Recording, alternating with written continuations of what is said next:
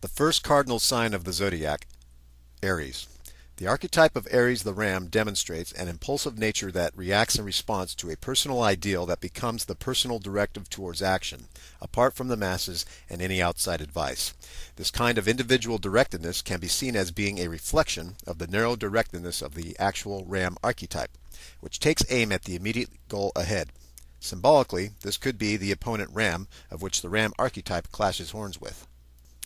Reflected in this sort of primordial activity taking place within the Aries native is the propensity to attempt to create order and leadership out of a conflictual and somewhat incomplete argument, which in reality is only a veiled attempt to stay within the perceived game of leadership as a means of initiating their creative goals.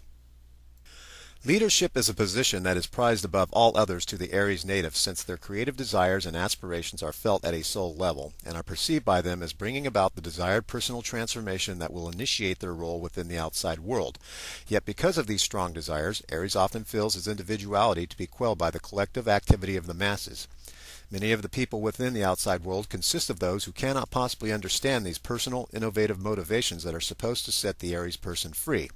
In response to this social trend, the need for the Aries person to sacrifice personal and even sometimes physical security in order to prove his point is often made a priority, which can often put himself and others in danger if perhaps his own motive is not understood within himself.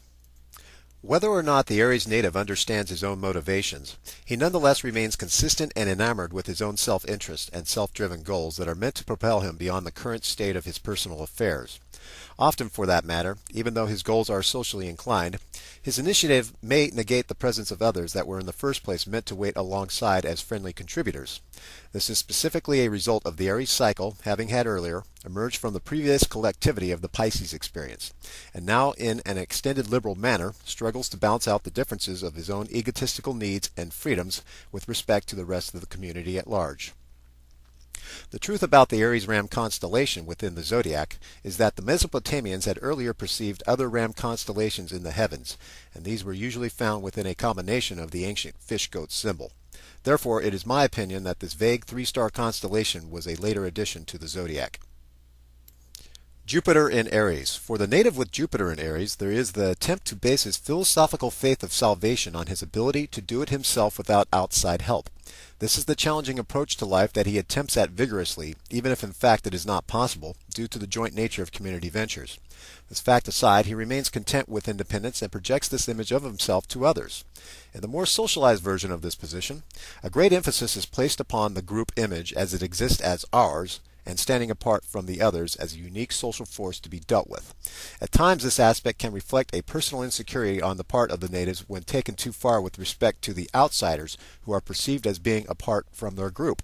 For that matter, often with regards to the outsiders, there can manifest the impulse towards rash judgments of those who do not seem to fit with the prevailing social standards which Jupiter in Aries has set for itself. This inclination falls in line with the tendency of these natives to think and act quickly with regards to their established perceptions. By the same token, their intent to centralize and subdue the concept of action into a singularity of purpose and belief can indeed at times create a trailblazer of sorts. This kind of pointedness may possibly lead to the added hindrance of poor judgments, which can halt their progress in the short run.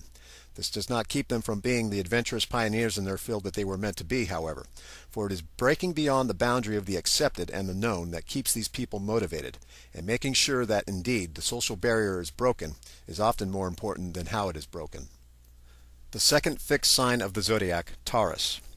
The archetype of Taurus the bull demonstrates a preordained at-homeness with physical reality, which is also demonstrated in the natural integrity of all living creatures with the planet Earth. In that sense, the bull's positions within the grassy fields of the seasonal spring are its foundation and its rightful place in the universe. This notion of rightfulness is reinforced by the sheer size and immutability of the bull's presence, as a symbol of the Earth's strength and enduring fertility. With the human aspect of Taurus, such a strong presence and sense of well-being that is demonstrated by the bull archetype reveals the rightfulness to acquire, possess, and maintain material wealth or a plot of land as a statement of personal endurance, and is reinforced as the standard of living, which in turn dictates the right to be, that is finally established as a sense of self that is to become an authority within its own proximity. This authority is reflected in the greatness of the bull's horns, which are a symbol of beauty as much as they are a symbol of danger when approaching the bull's territory. The horns of the bull are reflected in the temperament of the Taurus native, who can react violently when the real or imagined amount of gained territory seems to be threatened by outsiders. The physical orientation of Taurus as a figure within ancient cosmology symbolizes the intent to be in a physically manifested sense, which the soul nature has deliberately chosen as a path of realization for the fulfillment of self-awareness. Therefore, in the wake of such an intent, the pleasures of physical reality may be made a priority and even perhaps exaggerated in order to account for their ultimate unfoldment. For that matter, the gratification of the senses are vital to this sign of Taurus that occur within its human manifestations.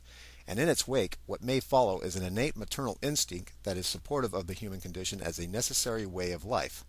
The physical, therefore, becomes the universal in the feminine side of Taurus. The constellation of Taurus is indeed known to be among the most ancient of all the star group constellations, which compose of the Zodiac. However, this fact did not distract the ancients of the Old World religions from perceiving many other versions of a cosmic bull within the heavens, since the animal was so essential to their way of life. So much so that other versions can be found in and around throughout the starry heavens, and this would include the locations of the Milky Way in particular. Jupiter in Taurus. Jupiter in Taurus bases his philosophical faith of salvation on the ability to gain material acquisitions and or on the ability to overcome psychological obstacles that hinder the process of individualization. For that matter, they pursue their endeavors with a sureness of their abilities that guarantees the necessary patience to see the plan through to its end and to its desired result, and will make the appropriate social associations to make sure the endeavor is complete. With this, the financial requirements of their goals can be considered openly and honestly, and as a part of the overall procedure towards success.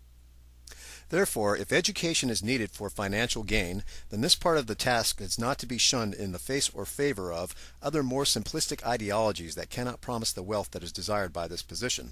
Furthermore, the value of friendships and their longevity may be decided upon solely by a means of an elemental financial factor or some other version of class status that is often to be found within renowned communities of accomplished individuals. The third mutable sign of the zodiac, Gemini.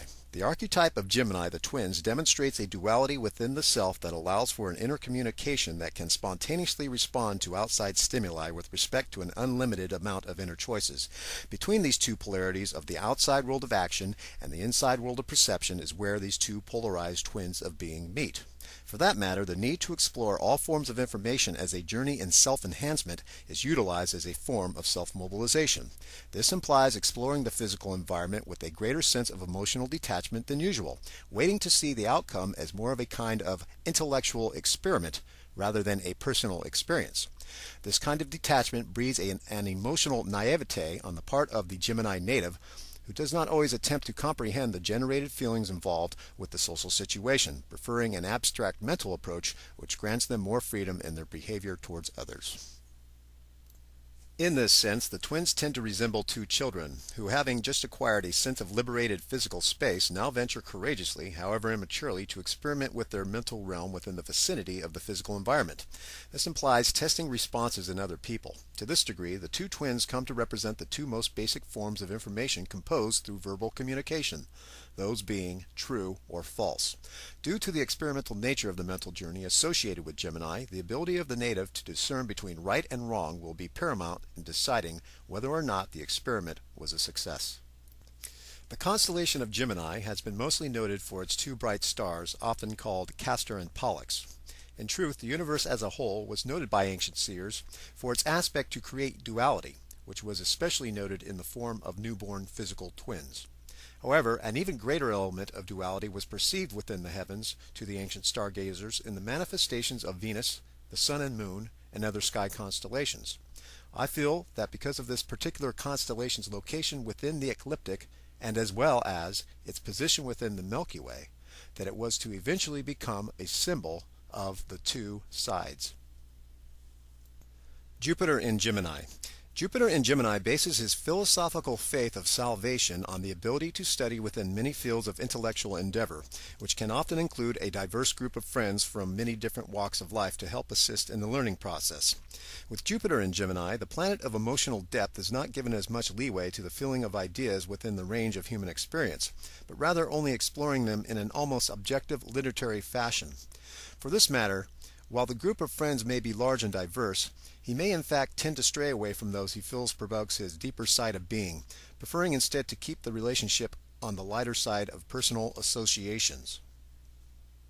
However, on the more personal front of relationships, which Gemini tends to exemplify, these people will need someone who is like them and thrives on exploration of many variegated interests, and someone who will not hold them back from the endeavor of overturning every stone in the matter of seeking true and usable knowledge for their personal self-fulfillment.